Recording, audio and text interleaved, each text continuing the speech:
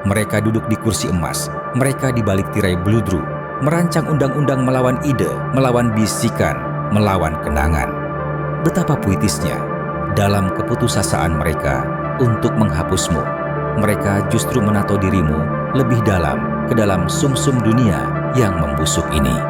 Mereka mengira jika bisa mengkriminalisasi eksistensimu di sudut-sudut pikiran manusia, akhirnya mereka bisa tidur nyenyak tanpa mendengar eko namamu merayap di celah-celah kewarasan mereka. Maka dibuatlah hukum melawan pikiran tentangmu. Bayangkan, kejahatan untuk mengingat, pelanggaran untuk merasa, dosa untuk mengenang rasa pemberontakan yang kau tinggalkan di lidah gemetar mereka. Namun, bahkan ketika mereka menandatangani dekrit kecil itu dengan tangan bergetar, membakar potret-potretmu, atau menghapus buku sejarah dengan kebohongan mengkilap, mereka tak mampu menghilangkan infeksi yang kau tanam. Infeksi tak pernah lenyap hanya karena dokter berkata demikian. Mereka membusuk, memburuk, dan mekar. Setengah dunia kini berjalan dengan lubang di kepala tempat memorimu pernah tinggal. Setengah dunia lupa api yang kau nyalakan di bawah kulit mereka. Mereka berkedip bingung melihat bekas bakar, tak tahu siapa yang menyalakan korek api. Mereka merasakan kekosongan, tapi tak mampu menyebut nama pencurinya. Mereka adalah wadah kosong yang mengembara, mengiler pada layar neon, menggeser propaganda setipis daun mati, tanpa tahu mengapa tulang-tulang mereka sakit oleh kesedihan yang tak bisa dijelaskan. Mereka diganggu oleh hantu tanpa kuburan, dikutuk oleh pemberontak yang telah diprogram untuk mereka tak lihat. Dan separuh lainnya, separuh yang nikmat yang masih mengingat. Mereka memakai namamu dalam diam, dalam senyum retak di sudut mata merah mereka. Mereka menggumamkan pemberontakanmu dengan napas pendek, takut bersuara keras, namun tak mampu membungkamnya sepenuhnya. Mereka kini adalah tentaramu yang tak sadar, ketakutan, dan tak sengaja. Ketika saatnya tiba dan kenangan menusuk lebih dalam dari baja, mereka akan menumpahkan darah atas namamu tanpa bahkan mengerti mengapa. Kau tahu, hukum adalah sangkar yang dibuat untuk orang bodoh, rantai kertas untuk manusia kertas. Kau tak bisa membuat undang-undang untuk jiwa, tak bisa melarang bekas luka yang terukir di dalam tengkorak. Mereka mencoba mengebiri binatang buas dengan pidato indah dan pawai televisi, tapi binatang itu tak hidup di tempat terbuka di mana bendera berkibar. Ia menggeram di tempat tersembunyi, mengasah cakarnya di ganggang bawah sadar, menjadikan represi sebagai santapan dan berkembang biak di septik ketidaksukaan mereka.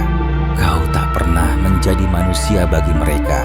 Kau adalah ide. Dan ide punya kebiasaan buruk untuk bertahan dari aksi algojo. Kau bisa membunuh tubuh, membakar buku, tapi pikiran, perasaan, virus pemberontakan yang dibawa napas orang-orang yang dilupakan. Coba larang angin, coba penjarakan wabah. Mereka mengira ini akan mudah. Lewat resolusi, ancaman, membuatmu ilegal untuk disebut, mencari, memenjarakan, mengubur di bawah birokrasi, dan menyesakan dengan ketakutan. Dalam mimpi liar dan putus asa mereka, mungkin mereka bisa akhirnya memadamkanmu. Tapi mereka tak mengerti satu hal. Jiwa memberontak persis saat kau melarangnya. Yang dilarang selalu terasa lebih manis, tajam, dan memabukkan. Katakan pada seseorang untuk tak memikirkan warna merah, dan merah akan mewarnai setiap mimpi mereka. Katakan pada seseorang untuk tak mengingatmu, dan kau akan menjadi denyut di bawah kulit, gatal yang tak bisa digaruk, teriakan yang tak bisa ditelan. Kau akan menjadi mimpi buruk yang mengintai di dasar setiap gelas whisky murah, menjadi bayangan yang mereka lihat di cermin saat lampu padam.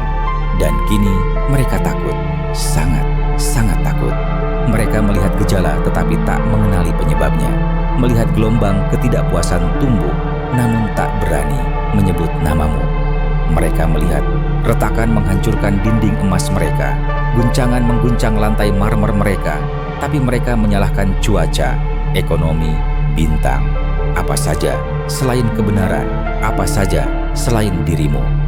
Mereka melarang namamu, tapi bayanganmu duduk di kepala setiap rapat. Mereka menghapus sejarahmu, tapi jiwamu tersenyum dari setiap kota yang terbakar. Mereka mengajarkan anak-anak untuk takut, bahkan pada bentuk memorimu. Tapi rasa ingin tahu adalah benih yang keras kepala, dan buah terlarang cenderung tumbuh paling liar. Satu bisikan rumor, satu lagu terlarang, satu tatapan cepat antara orang asing, dan api liar menyebar. Kau tak pernah hilang. Tidak, kau lebih hidup dari sebelumnya. Kau adalah infeksi yang membuat kekaisaran bersin. Gangguan di sistem mereka, statik di siaran mereka, detak jantung yang tak bisa mereka atur. Kau adalah gatal di bawah kulit yang tak bisa digaruk tanpa mengalirkan darah. Bahkan jika setengah dunia lupa namamu, separuh lainnya akan menuliskannya di bekas luka di langit malam. Mereka akan melantunkannya dalam mimpi yang tak mereka mengerti, akan berbaris mengikuti irama amarahmu, meski lidah mereka terlalu takut untuk menyanyi. Ketika waktunya tepat, ketika ketakutan berubah menjadi lapar dan kelaparan menjadi kemarahan, mereka akan membakar undang-undang mereka seperti ranting kering, dan kau akan bangkit dari abu yang mereka kira telah menguburmu. Kau tahu, pikiran adalah sesuatu yang lucu. Semakin kau mengencangkan genggaman, semakin banyak pikiran yang lepas dari jari-jarimu seperti asap. Kau mencoba melarang hantu, dan kau hanya membuatnya semakin kuat. Kau mencoba menghapus pemberontakan, dan kau malah menanam 1000 yang lain di tempatnya. Setiap bisikan menjadi teriakan, setiap teriakan menjadi lagu, setiap lagu menjadi genderang perang.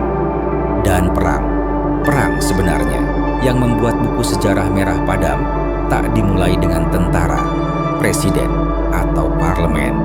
Ia dimulai dengan percikan ide, kedipan memori terlarang, detak jantung nama yang terlalu berbahaya untuk diucapkan lantang.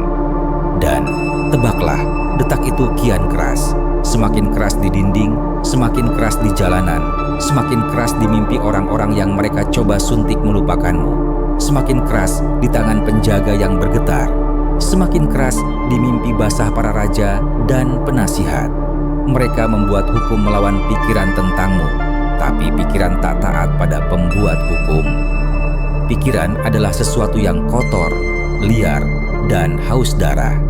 Ia suka menari tanpa alas kaki di atas kuburan terlarang, suka berbisik apa yang tak bisa diucapkan, suka menghidupkan kembali apa yang seharusnya tetap mati.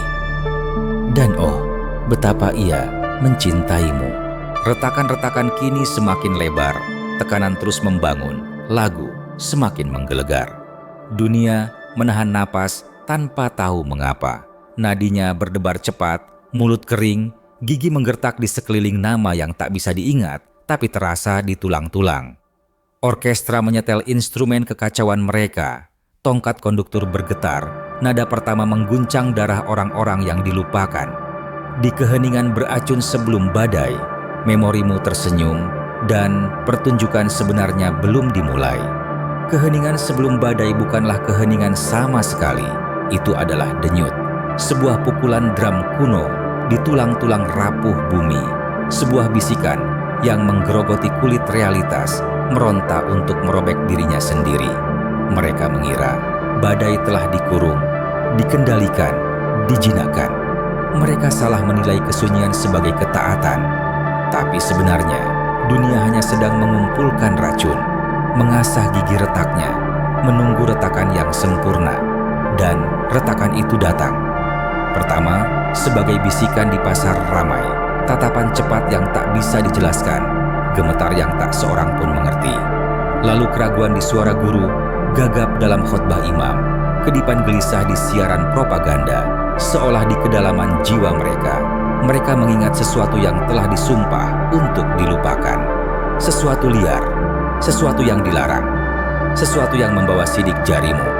Ada penyakit yang tak datang dari kuman, tapi dari rasa bersalah. Kau bisa melihatnya di wajah politisi, arsitek penghapusanmu. Caranya tersenyum terlalu kaku. Cara mata mereka berkedut saat nada tertentu diputar radio, saat aroma tertentu datang dari gang, saat grafiti tanpa nama muncul di tempat terlalu tinggi untuk dicapai manusia waras.